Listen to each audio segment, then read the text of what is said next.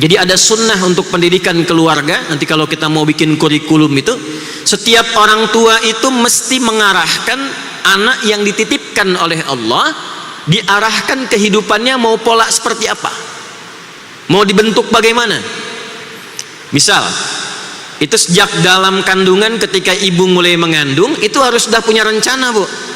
Apakah anaknya mau diarahkan ke ahli tafsir, ahli hadis, dokter yang hafal Quran, arsitek yang paham hadis. Kalau arsitek sudah banyak, tapi arsitek yang paham hadis itu berapa banyak? Dokter sudah banyak, dokter yang paham fikih, paham Quran itu berapa banyak? Maka ditunjukkan di Quran surah ketiga Ali Imran ayat 35 itu, ya, dalam kisah Maryam alaihissalam ketika mulai mengandung itu langsung menazarkan anaknya dengan tujuan kehidupan yang jelas. إذ قالت امرأة عمران ربي إني نذرت لك ما في بطني.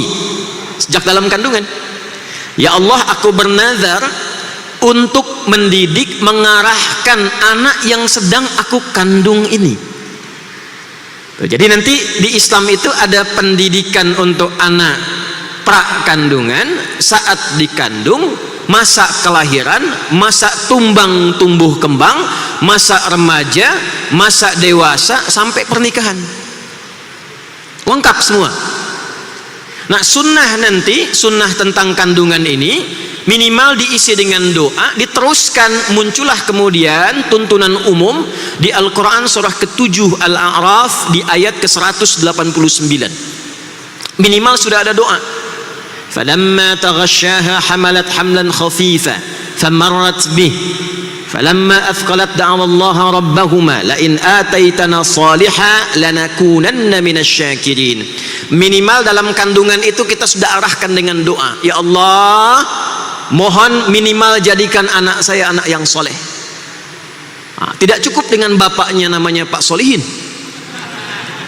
Ya, kalau tidak diisi dengan doa dan arahan, belum tentu anak ikut bapak. Karena Nuh pun alaihi salam soleh, tapi karena anaknya tak ikut arahan bapak, maka disebut oleh Quran innahu laisa min ahlik. Balik kembali. Jadi ketika dididik, disiapkan, diterima oleh Allah pendidikan itu, lalu dibimbing oleh Allah untuk mendapatkan kemudahan dalam berkehidupan. Jadi jangan dikira kalau bapak ibu menyiapkan anak dari sejak kandungan supaya dia dekat dengan Allah, itu dibiarkan begitu saja. Tidak. Kalau ikhtiar kita diterima, ibunya rajin tahajud, bapaknya cari yang halal, rezeki itu sudah diatur, kita hanya diperintah untuk berikhtiar. Anda mau di ladang, mau di kebun, mau buka toko, mau yang di kantor, itu namanya saja, perintahnya jelas, kulu min thayyibati ma razaqnakum. Kalau kita mau kerjakan, kata kerjanya kulu fi'il amr, perintah kerja, yang penting kerja. Kalau kita mau bergerak, rezeki diturunkan. Namanya boleh berbeda, tapi aturannya sama. Ketika kita menuntut rezeki kepada Allah, mengikuti perintah Allah dengan berikhtiar, maka rezeki dicurahkan.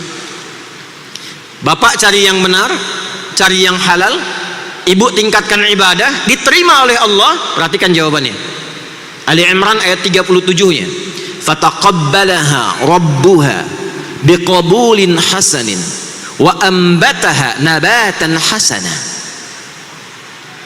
Fataqabbalaha, maka ikhtiar orang tua yang ingin mendekatkan anaknya dengan Allah, dari sejak kandungan rajin baca Al-Quran, rajin tahajud, ayahnya cari nafkah yang halal, yang dimakan halal, dengan niat supaya anak itu diridhoi oleh Allah, maka diterima ikhtiar orang tua itu oleh Allah. Wa ambataha nabatan hasana, Anda tidak akan capek merawatnya, karena Allah langsung yang mengatakan, saya yang menjaga pertumbuhan anak itu dan mengirimkan rezeki untuknya. Jadi kalau sudah begitu, dititipkan pada siapapun, Allah rawat. Wa kaffalaha Zakaria, yang rawat Nabi Zakaria, tapi ayatnya belum selesai. Kullama dakhala 'alaiha Zakaria al-mihraba wajada 'indaha rizqa qala ya Maryamu anna laki hadha. Perhatikan kalimat yang keluar di lisannya, qalat huwa min 'indillah. Innallaha yarzuqu man yasha' bighairi hisab. Yang rawat orang lain, tapi yang kirimkan rizkinya, yang menyiapkannya, yang mengarahkannya, yang menjaganya Allah. Dikonfirmasi oleh Zakaria, Maryam dari mana semua nikmat ini? Anak yang dididik, dikenalkan, didekatkan dengan Allah, maka keluar di lisannya kalimat Allah. Saya pernah lihat video lawas, ada anak kecil kurang lebih 2-3 tahun akan disuntik karena takut jarum, lalu dia protes. Yang keluar di lisannya, astagfirullah, astagfirullah, ya Allah. Kenapa? Karena yang sering diperdengarkan Allah, kalimat thayyibah, subhanallah, astaghfirullah. Ketika kalimat Allah dilekatkan di telinganya sampai ke hatinya, menembus arasy, Allah yang rawat anak itu. Kami pernah diminta oleh Duta Besar Saudi untuk menjadi Amirul Hajj tahun 2018. Pimpin satu pesawat kurang lebih 350 orang. Saya tidak tahu siapa yang akan dibawa. Ketika sampai pertemuan hendak naik pesawat, saya baru tahu kurang lebih setengah dari semua penumpang pesawat itu adalah ahli Al-Quran.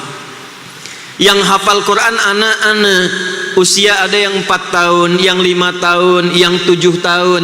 Yang hafal Quran anaknya, yang ikut haji ibunya, gurunya, musyrifnya, temannya, kerabatnya. Satu orang didekatkan kepada Allah, maka auranya menyebar kepada orang-orang yang ada di lingkungan sekitarannya. Itulah dahsyatnya kalau kita menyiapkan pendidikan sejak dini. Yang keluar Allah. Kalau bapak dekatkan dengan tayo, yang keluar tayo. Tayo dia. Kalau didekatkan dengan robokar, ya keluarnya robot-robotan. Robokar volley, robokar apalagi itu, embers. Ya. Yang keluarnya mainan. Anda dekatkan dengan Allah, yang keluar nilai-nilai kemuliaan.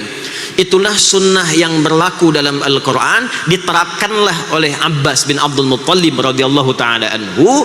Ketika masuk Islam, maka Islam merubah visi keluarganya untuk memberikan arah dalam berkehidupan. Maka disiapkanlah si bungsu untuk menjadi ulama ke depan. Si sulung menemani Nabi. Yang sulung ini Fudail namanya. Nanti Fudail ini beliau jadi asisten rumah tangganya Nabi, dan orang yang nanti membawakan nampan wudhunya Nabi sebelum wafat di pangkuan Sayyidah Aisyah radhiyallahu ta'ala anha. Kita akan kalau baca ibu di Aisyah ya, Nabi meninggalkan di pangkuan Sayyidah Aisyah. Masih ingat kan beliau wudhu dulu kan? Yang bawa nampan wudhunya siapa?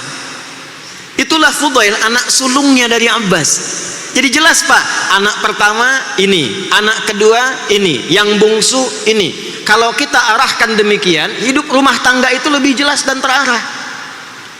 Besok-besok anak pertama ibu ahli tafsir, kedua ahli hadis, ketiga ahli fikih, keempat usul fikih. Ketika ada persoalan, kakak apa ayatnya? Quran surat sekian, ayat sekian, posisi kanan pojok ini. Apa hadisnya? Hadisnya di kitab ini, nomor sekian. Yang ini tentang topiknya ini. Apa fikihnya? Begini tinjauan fikihnya. Usul fikihnya, begini dasarnya. Selesai bu, nggak perlu ikut pengajian Ustadz Adi. Selesai di rumah tuh.